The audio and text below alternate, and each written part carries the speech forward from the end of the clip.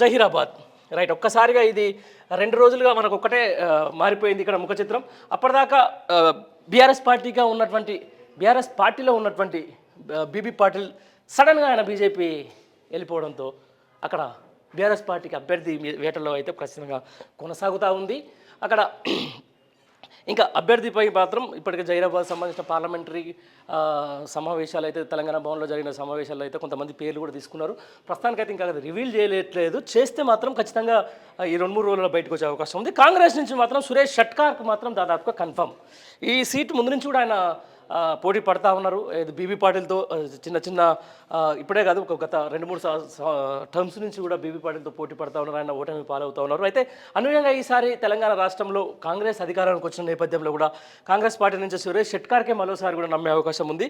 ఇక obvious BJP సంబంధించిన దాంట్లో బీబీ పాటిల్ ఖచ్చితంగా ఆయనే ఉంటాడని చెప్పి, అయితే బీబీ పాటిల్ ఏ పార్టీలో మారినా అంటే తప్పకుండా ఈసారి ఓడిపోతారు అని చెప్పేసి స్థానికంగా కూడా ఒక మాట వినిపిస్తూ ఉంది. అక్కడ బీజేపీ నేతలే స్వయంగా ఈరోజు బీజేపీ ఆఫీస్ని చుట్టుముట్టిండ్రు. ఏదైతే బీజేపీ అధ్యక్షుడు కిషన్ రావుని నిలదీసిండ్రు. అసలు ఒక ఫెయిల్యూర్ ఎంపీ మాకెందుకు, ఫెయిల్యూర్ ఎంపీని తీసుకొచ్చి బీజేపీలు ఎందుకు చేయించారని చెప్పేసి కూడా అంటూ ఉన్నారు. దాన్ని ఒకసారి చూస్తే మాత్రం ఈసారి పోటీ మాత్రం జహీరాబాద్లో బీఆర్ఎస్ అండ్ కాంగ్రెస్ మధ్యలో గట్టిగా ఉండబోతుందని చెప్పేసి కూడా స్పష్టంగా తెలుస్తూ ఉంది.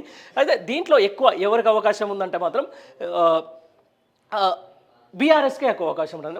ఒక ఫ్రెష్ క్యాండిడేట్ని అక్కడ నిలబెడితే మాత్రం జహీరాబాద్లో నేపథ్యం చూసుకుంటే, లేకపోతే ముందు నుంచి కూడా బీఆర్ఎస్కి ఉన్నటువంటి క్యాడర్ను చూసుకుంటే మాత్రం ఖచ్చితంగా జహీరాబాద్ బీఆర్ఎస్ గెలుచుకునే అవకాశాలు అయితే కనిపిస్తూ ఉన్నాయి. దీంతో పాటు నెక్స్ట్ ఒకసారి సెగ్మెంట్కి వెళ్తే, ఇప్పుడు మనందరం చాలా ఆసక్తిగా ఎదురు చూస్తున్నారు. దీనికోసం కూడా జనాలందరూ కూడా బీఆర్ఎస్ పార్టీకి సంబంధించినట్టు ఏదైతే సీఎం కేసీఆర్ అక్కడి నుంచి ఎంపీగా పోటీ చేస్తారని చెప్పేసి కూడా ఇటు పార్టీ వర్గాలు అయితేనేది, కార్యకర్తలు అయితేనేది చాలామంది కూడా ఆశిస్తూ ఉన్నారు.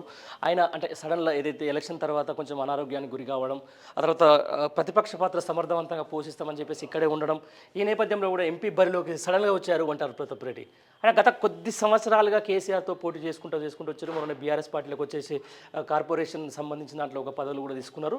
ఈ నేపథ్యంలో కూడా ఫ్రెష్గా ఆయనకు ఒక అవకాశం ఇవ్వాలి. అంటే ఇన్ని సంవత్సరాల పాటు మెదక్కు ఉన్నటువంటి వంటేరు ప్రతాప్ రెడ్డికి ఒక అవకాశం ఇస్తే బాగుంటుందని చెప్పేసి ఇటు పార్టీ అధిష్టానం ఆశించడం, అలాగే వంటేరు ప్రతాప్ రెడ్డి ముందు నుంచి కూడా ప్రయత్నం చేయడం నేపథ్యంలో ఒక్కసారిగా బీఆర్ఎస్ పార్టీ వంటేరు ప్రతాప్ రెడ్డి పేరు దాదాపుగా ఖరారు చేసుకుంటుంది. ఈ నేపథ్యంలో కూడా కాంగ్రెస్ నుంచి ఏదైతే మైనంపల్లి హనుమంతరావు మొన్నటిదాకా బీఆర్ఎస్ పార్టీలో ఉండి బీఆర్ఎస్ పార్టీ వైపే మాట్లాడినటువంటి వ్యక్తి సడన్గా ఎలక్షన్ ముంగట ఏదో కొంచెం ఫ్యామిలీ ఇష్యూస్తో తన కొడుకు టికెట్ కూడా ఇవ్వడం లేదన్న నేపథ్యంలో కూడా ఆయన కాంగ్రెస్ పార్టీలో జాయిన్ అయినారు. కాంగ్రెస్ పార్టీలో జాయిన్ అవడంతో ఆయన కొడుకు మెదక్ నుంచి ఎమ్మెల్యే టికెట్, అలాగే ఆయన మల్కాజ్గిరి నుంచి పోటీ చేశారు. మల్కాజ్గిరిలో ఆయనకు పరాభవం అయితే ఎదురైంది.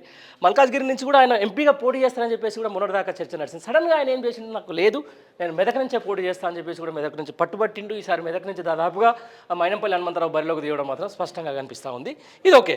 దీంతోపాటు బీజేపీ నుంచి రఘునందన్ రావు అంటే ఆయన కూడా మన ఎమ్మెల్యే ఎలక్షన్లో కూడా ఒకసారిగా ఆయనకు కొంచెం దుబ్బాక నుంచి పోటీ చేసిండ్రు. అక్కడ బీఆర్ఎస్ అభ్యర్థిపై ఓడిపోయిండు.